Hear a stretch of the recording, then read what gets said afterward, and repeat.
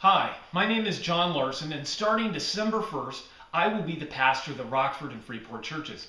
My family and I are excited to be joining such loving and vibrant congregations on the cusp of a new year. As I've been thinking and praying about this new journey, God brought Jeremiah 18 to my mind.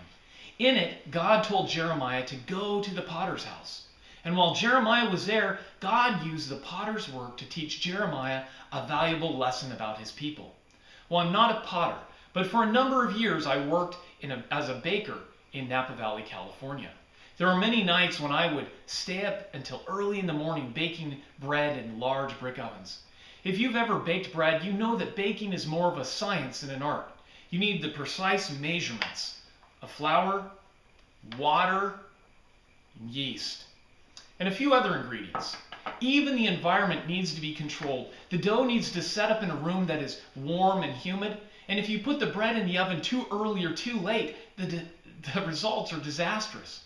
Despite all of this, even a novice can make a good loaf of bread as long as they use high quality ingredients and they're careful to follow the instructions.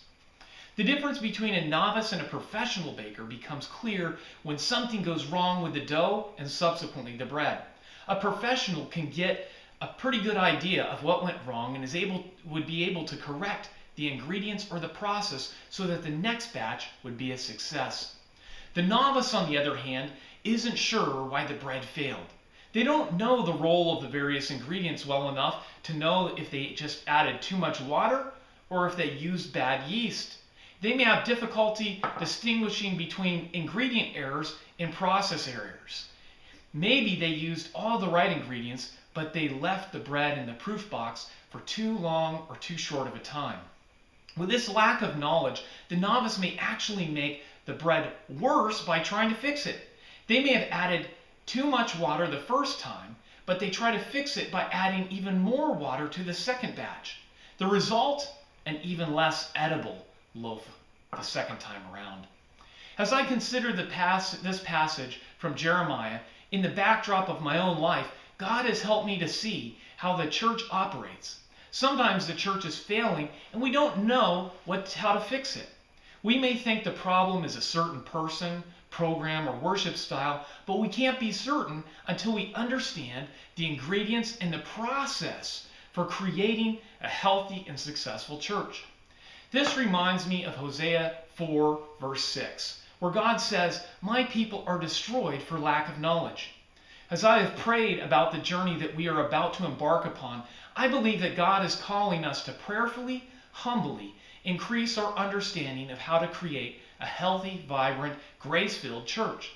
If we don't come together in our understanding of the work that lies before us, then we are in danger of continually misdiagnosing the problem.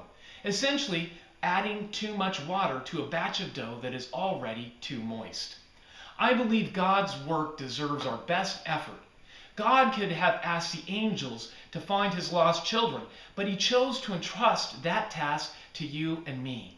Let us be faithful so that we can hear Jesus say, "Well done, my good and faithful servant."